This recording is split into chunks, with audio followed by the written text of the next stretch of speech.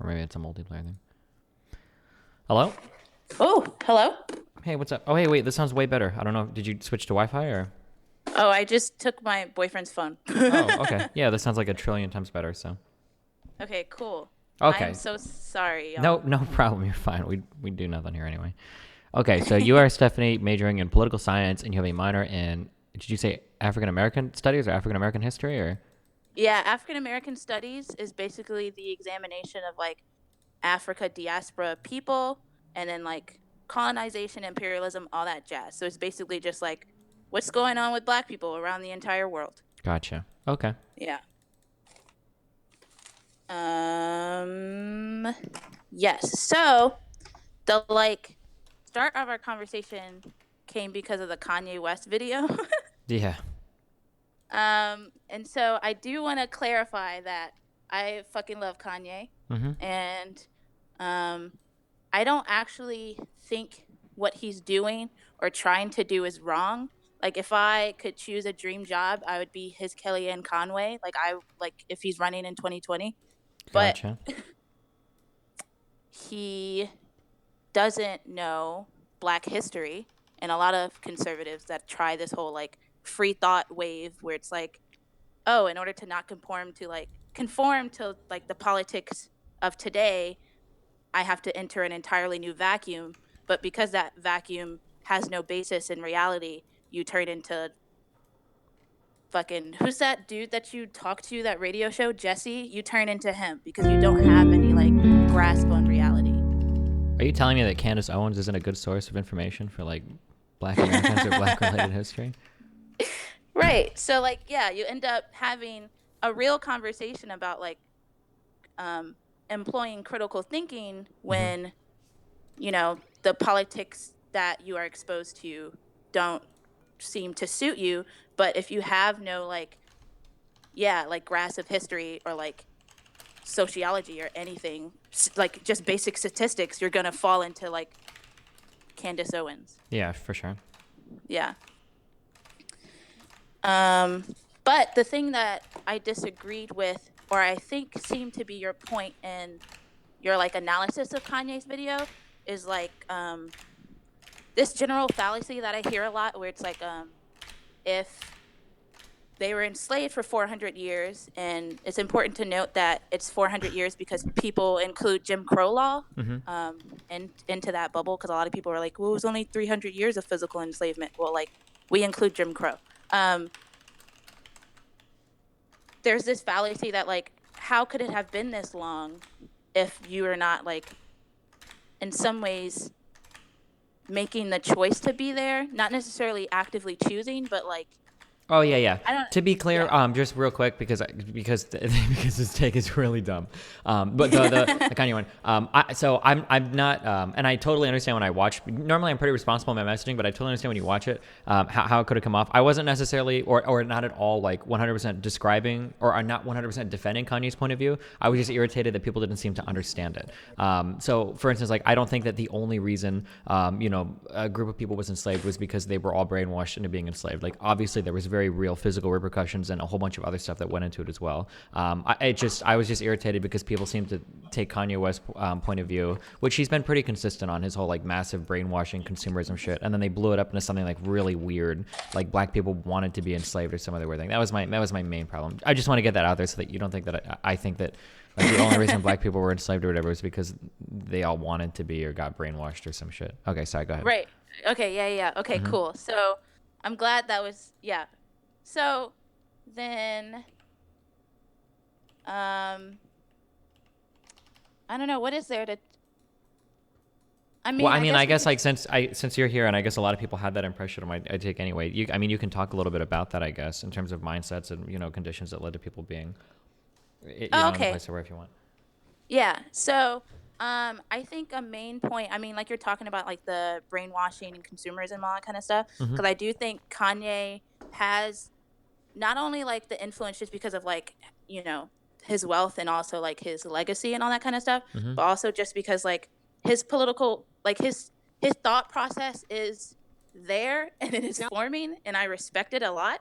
Well, respect is a, well, I appreciate it a lot. Mm-hmm. Um, but it's just because, and I noticed this with a lot of people that are breaking out of that mold, but are not like centrist, Mm-hmm. that they, because they don't have like that historical foundation, is where they kind of fall apart. Yeah. And so, with this whole like brainwashing thing, um, it's, I think there is something important to note about like physical enslavement and then mental imprisonment. Sure. And I think that, in order to be mentally imprisoned, it requires the physical enslavement, whereas like you can be physically enslaved without mental imprisonment. Does that make sense? Can you repeat that one more time? So somebody can be physically captured, right? But Mm-hmm. they, if they are aware of the outside world, if they are aware that there's people that care about them and will look for them, they will retain the willpower to like fight through despite all odds, right? Okay. Whereas if you are, um, mentally, imprisoned, I think that can only occur if there is also a physical imprisonment, um, happening. Because if you are exposed to the reality of like freedom, Mm-hmm. then you can break that wall. Um, how married are you to this point? Do you feel very strong about this? The only Um, thing I would take issue with here is I'm trying to think of like scenarios of like domestic abuse, where people end up like, for instance, like you take like a battered housewife that has every opportunity physically to leave and could very easily walk away at any point in time, but doesn't feel like they have the means to due to like kind of like an abusive mental enslavement. well, with that, I still think that like there's a physical. I do see what you mean, and if Mm-hmm. there's like now there's an outside, of course, but Mm-hmm. again, I think that the prerequisite for mental enslavement is the physical. So because that like battered spouse is in the household, Mm-hmm. even if there's a possibility of going out, your home is like very essential to your psyche. And so if you're taught that like even in this place where you're supposed to be feel safe, you don't Yeah. Hold belong, on. Okay. Sure. that it can, yeah, Okay. Sure. Okay. Yeah, I can buy that. yeah. And so off of that premise, when we then discuss like Black history, and it's like for 400 years, what the fuck? Even if there was like, spouts of rebellion or revolution, or I mean, revolts, Mm-hmm. how could it be so long standing? And there was also like a point in the video where you talked about like, the question of numbers. So, there was like a time where to every white person, there was like 80 Black people in like, I think this is for Virginia, maybe North Carolina. Mm-hmm. I'm not sure about that, but like, and like, this idea that there's way more of you. So like this idea of just simply overpowering. Mm-hmm. But because there are so many mechanisms, like you mentioned, of that imprisonment, be it like physical repercussions, but also there's like many layers of like Black surveillance that started in like the 17th century, Mm-hmm. of like, there was a lot of lantern laws. So a Black person couldn't walk outside without having a lantern on them to illuminate them to passerbyers and all that kind of stuff. Okay. And if the lantern went out, like if it rained, if the wind blew, that was it. You would be punished. Sure. Um, and then we see like Black surveillance happening now with like, police and all that kind of stuff. Mm-hmm.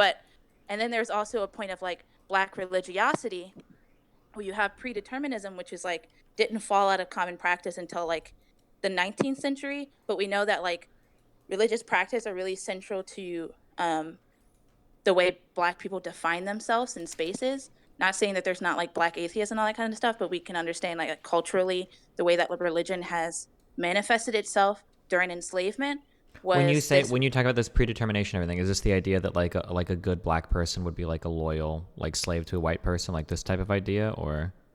No, it more so like you're enslaved because punishment from like the ancestors of Cain. Like this is just your Oh, okay, okay, reality because of your Blackness, and so it's inescapable. gotcha. Um, Okay, yeah, and so then even those who do quote unquote escape, they're going to be punished for all eternity in hell, okay, type of thing. gotcha. So there isn't even, because that religiosity was so ingrained. Even if you do escape in the physical realm, you're like in the mindset that you're damned forever in the spiritual world. Mm-hmm. So it's kind of like, yeah, you're enslaved in either capacity. Okay. Um, uh, Yeah, so that's kind of like my really big point with that, is that it's really not as simple as like a numbers game. Because you also mentioned in the video, like today, right? There's a lot of people who are becoming more and more distrustful of the ruling class, even though I'm sure people will define ruling class as they see fit. Hmm. Um, but I mean, yeah, like we could talk about the government shutdown, despite like TSA knowing they're not going to get paid and they're probably not going to get back pay. Well, I think Excuse me. the Senate just passed or is has up a bill that would like guarantee back pay at the very least, right, for furloughed Oh, workers and whatnot. okay. Yeah. Because on the state level, Virginia was going through like a issue with that, but I think they just passed back pay. But there was like Hmm. seven of them that were like, no, fuck that. So I mean, but just having the discussion, right, is kind of like a Yeah. weird, Like, are we gonna yeah, pay back these workers for work that they're actively doing? Yeah, it's kind of fucked up. Yeah. yeah. And so with that in mind, it's like, oh, why don't they just not show up? You know what I mean? But it's Hmm. really not that simple if like we understand that there's a lot of limitations on how we can um, view our lives and determine our lives when there's like, especially the way that American education works with like political philosophy or like any of that, it's just not like a viable option to a lot of people. Sure. And again, like, so I'm from Virginia. That's why I keep mentioning it, because Hmm. it's like a big part of my research. Yeah. Um, in Virginia, uh, we're a right to work state, um, which basically means like you don't have you don't really have the same guarantees for like starting a union, and in some cases having a union is illegal, Hmm. especially in like public education. And so when people hear that, they kind of just go, oh, we can't do it, despite like you actively can, like you can do walkouts, you can do things like that, Uh huh. but because you are like taught this limitation, and because you're taught like, well, it's illegal, and because we have a general um, culture of like respecting.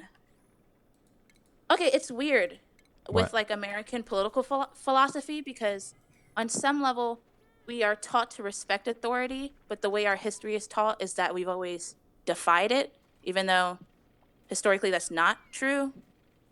Even with like the American Revolution, that was really like a lot of the main thinkers for that movement were rich aristocrats, Hmm. even though a lot of the people who are actively fighting the war with like the poor and all that kind of stuff. Yeah. Um, So it is really interesting to see us be so willing to listen to things, even if they don't make any fucking sense. And I don't even want to say that's unique to the United States, but it's just because um, a lot of people seem to have that perception about Americans. That I mean, the willingness to respect authority or to. like we kind of bend over backwards for authority despite always talking shit about it. Yeah, I guess it kind of depends on where the authority comes from, and who's pushing which narrative. That's kind of one of the things I always make fun of. For instance, is when conservatives will say things like they don't want the government to do something because of all the inefficiencies and the bureaucratic bullshit in government, while simultaneously not acknowledging that large corporations have plenty of bureaucratic bullshit as well. So it seems weird to pull that argument out there. There's a lot of stuff like Right. that goes on. Yeah. Yeah, I agree with you. Um, Yeah, and then same thing with authority too. Is that Americans are constantly told, whatever, fuck authority or blah blah blah. But then on the other hand, we kind of like worship the military and stuff. It's kind of weird. Right, exactly. But again, it's really in the way that like education works for like a lot of these things. We're not really taught the historical basis for a lot of social movements. Hmm. We're kind of but again, like it is a worldwide issue, right? Where we are, where we're willing to celebrate like social movements, right? So like most people Hmm. won't really shit on like Martin Luther King Jr., right? Sure. But like during the time, it was commonplace to like disregard him or find him to be like, you know, an adulterer, a hypocrite, like destroying the fabric of American culture. Hmm. And then like we're not even really taught about mass resistance whatsoever, which is a phenomenon in the South where after Brown v. Board of Education, which desegregated public school, well, just desegregation in general, but most importantly, like public schools, um, you just had like entire swaths throughout the South where they just decided to close schools as an act of resistance. Like white people did to fuck with black people, or black people did to protest white people? Oh no, so white senators and things would just shut down entire school zones so that the way they wouldn't be forced to segregate the schools. I Okay. mean, desegregate the schools. So an example of that would be, I think, Farmville, in which they just closed down K through 12 education for 5 years, Mm-hmm. which means you have like an entire generation that now will not be able to read. Sure. You have an entire generation that was about to graduate and now they're, hopeless and things like that. Mm-hmm. And so there's a lot of small town, um, small town movements to try to like educate these people. There's a lot of people that bust through from like New York City to help educate in those cities. But we're not really taught about that history. And I think because we're not taught about this history, that's why a lot of our social movements today suck ass, Sure. um, and are not effective whatsoever.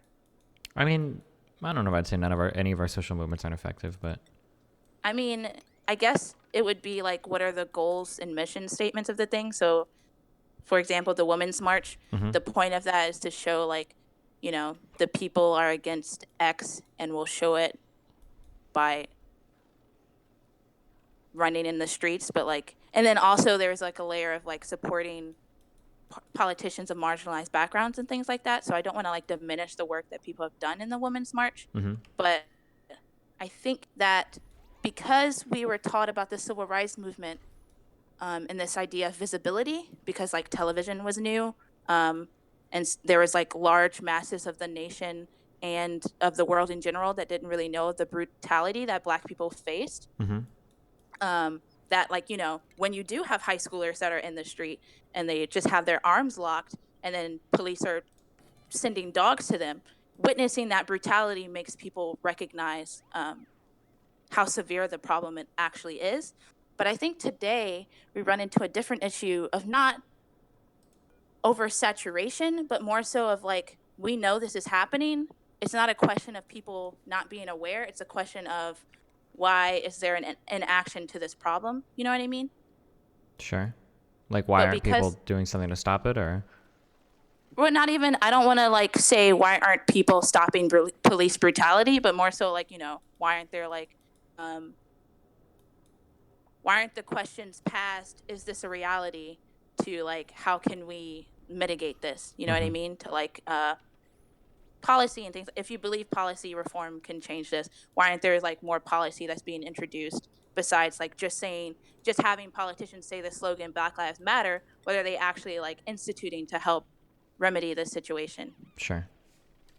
But yeah, that's really it with that. I mean, I think I'm more curious in talking about like the idea of this like new conservative wave, where like you were mentioning, there's just so many contradictions that I can't understand how it's a defined politic whatsoever. How else to define politics? Huh? Or I didn't get that. Like, you don't understand how to define politics, is what I heard. Oh no. I don't understand how to define this new like free thought conservatism that's like Charlie Kirk, Oh, Lauren sure, Candace sure, Owens, yeah. and that Kanye West is falling into, where it's just like, despite having no basis for any of my information, I'm just going to espouse like rhetorical devices, Mm-hmm. despite all the data contradicting me. Like, I feel like, I mean, I'm young, so I don't really know.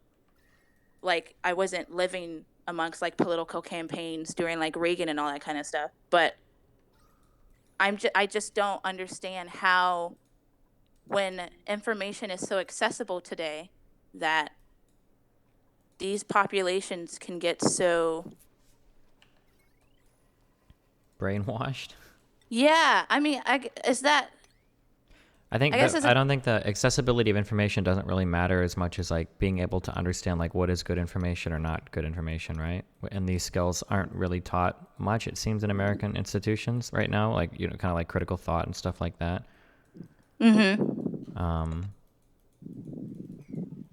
Yeah, I mean, that just kind of seems. It seems like I don't want to say Americans, because I think these are problems all over the world right now. It just seems like people have a lot of problems being kind of like media or data savvy. Like I just had a Mm-hmm. conversation yesterday where like I don't know how much of my stuff you listen. Did you hear anything I did yesterday or?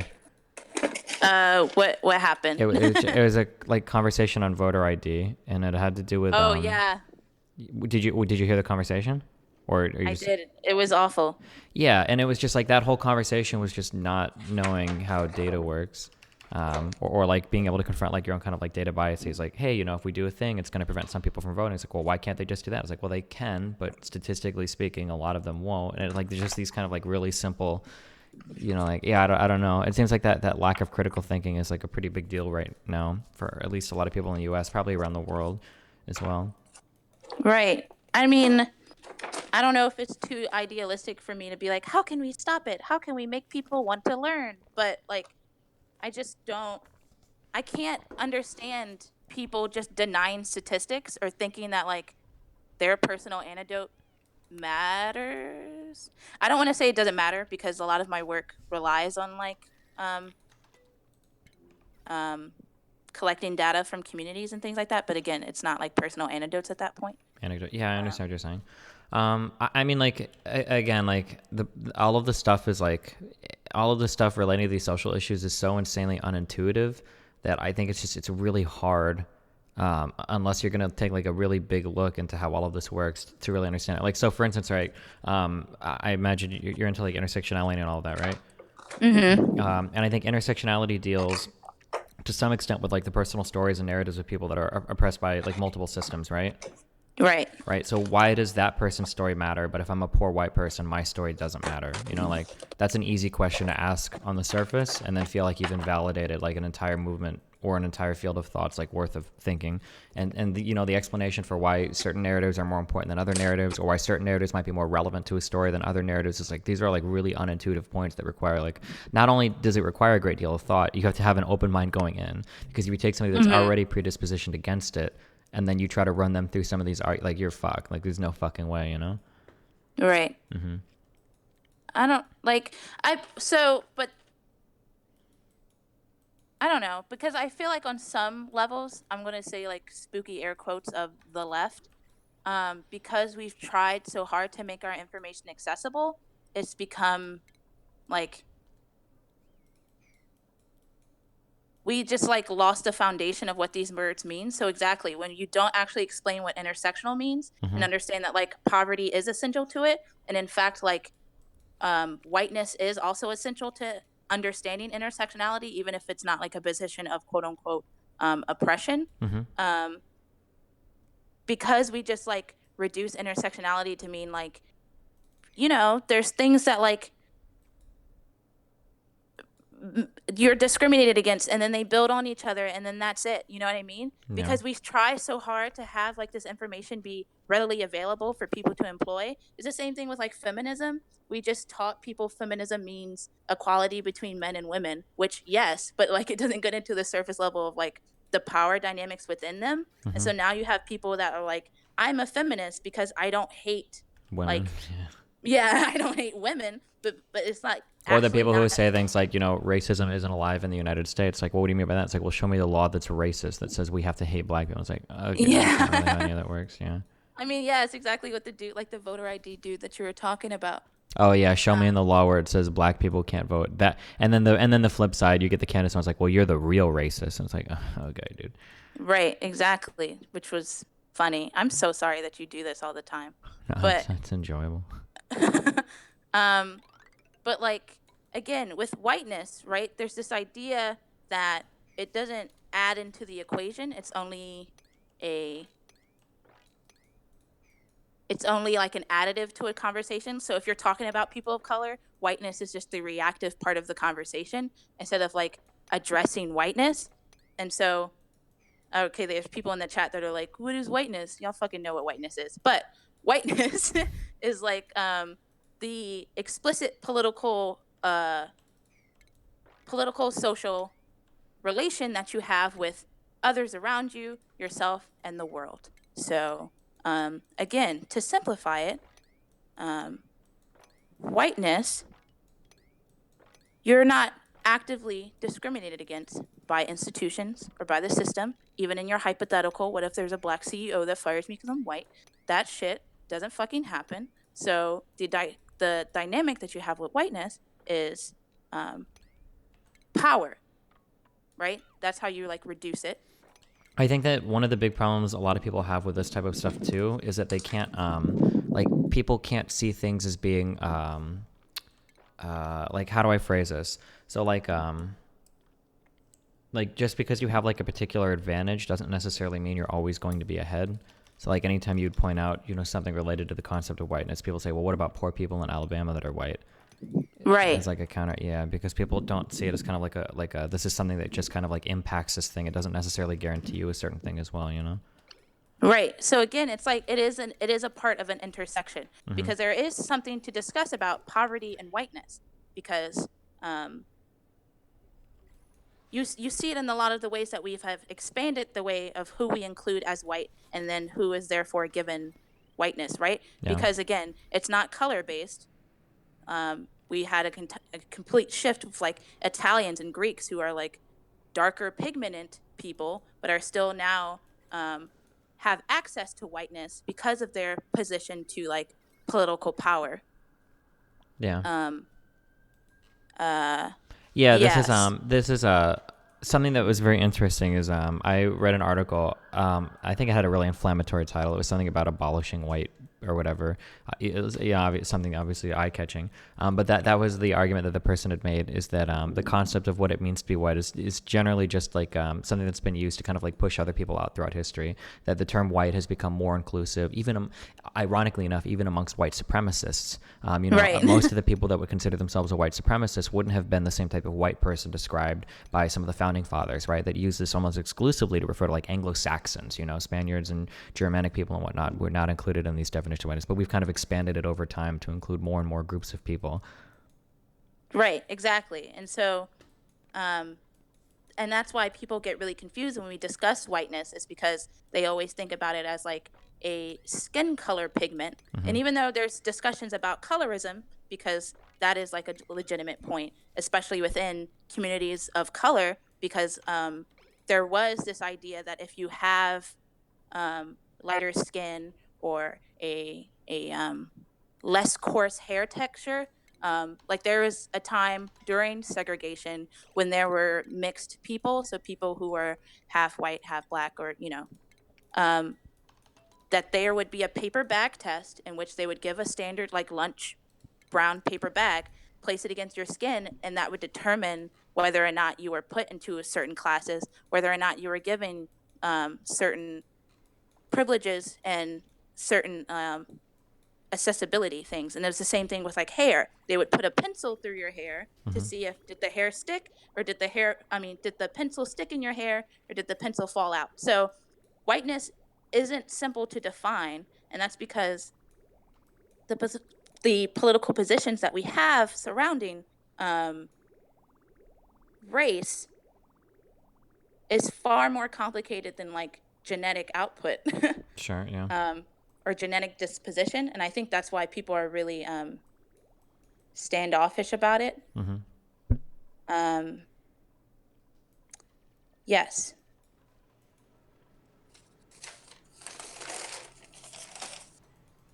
Um, yeah. Oh, and also like another part of it of like how people of color are like defined in like a political landscape Mm-hmm. is a this idea of generational trauma and how that passes. Um, so um, they just started this idea of like paying attention to the way medical practices are given to especially black women, and Mm-hmm. especially during maternity we have a death rate that's like far greater than other populations Yeah, despite the child mortality rate is really, really bad. Yeah. right, despite our access to wealth, despite our access to like these things that are defined as privilege. We still like, no matter if you break it down by like wealth, it's still really bad in comparison with other populations. Mm-hmm. um So yeah, when you start to address these things, when you start to see like, okay, even when you reach this level of like what we define as to be successful in this like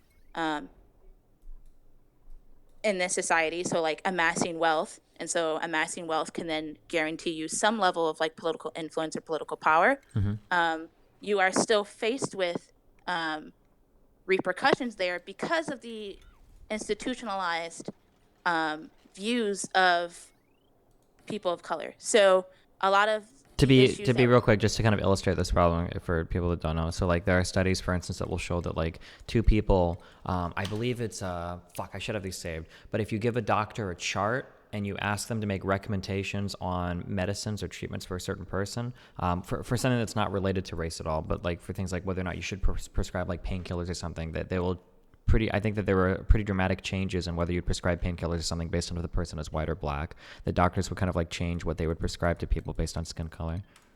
right, and we already started seeing that happen in university levels, because a lot of people are saying like, well, these doctors might have like this old idea of how we teach things, but like the newer generation is completely free of that. But actually they just did a study of like, again, universities in Virginia where a lot of these like um, entering med students did the exact same thing. Mm-hmm. um, and I can try to find this study too.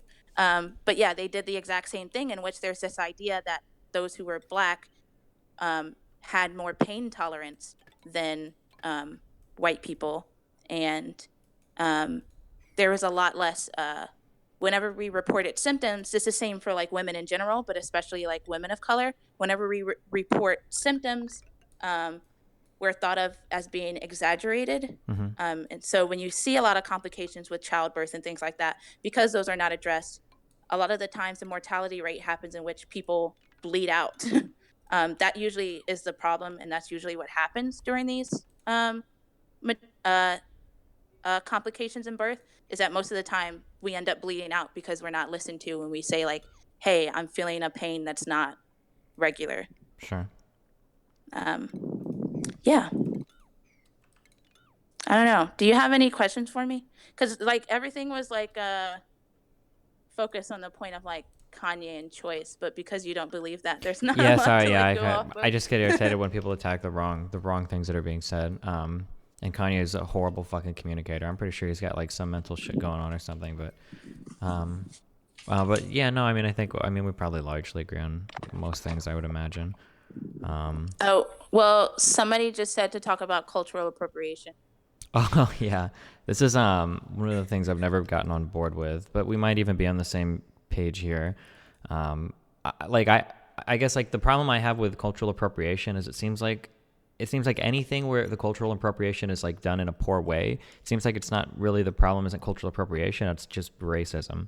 So like for instance, if we were to talk about a bunch of white guys that would run around in like in sombreros for Halloween going gringo or some shit, like the problem wouldn't necessarily be like cultural appropriation, it would just be they're just being racist. Yeah, I don't know what do you think in terms of cultural appropriation and whatnot? Yeah, so I agree with you, but I think people also view cultural appropriation as racist, so like it can be racist. So if you summarize Mexican culture to be sombreros Mm-hmm. and like accented, you know, English and exaggerated Yeah. like mannerisms and all that kind of stuff, that would be racist. Mm-hmm. But I totally get what you mean. It's like, why are you defining the culture to be that way?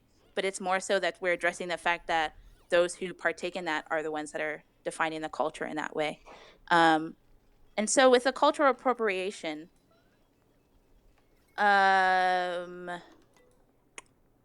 there is like this question of like individual power and how that like individual plays into the bigger conversation of like political power, right? Mm-hmm. So like the biggest example that I can remember is like when Kim Kardashian wore cornrows and everybody was like, what the fuck, that's cultural appropriation.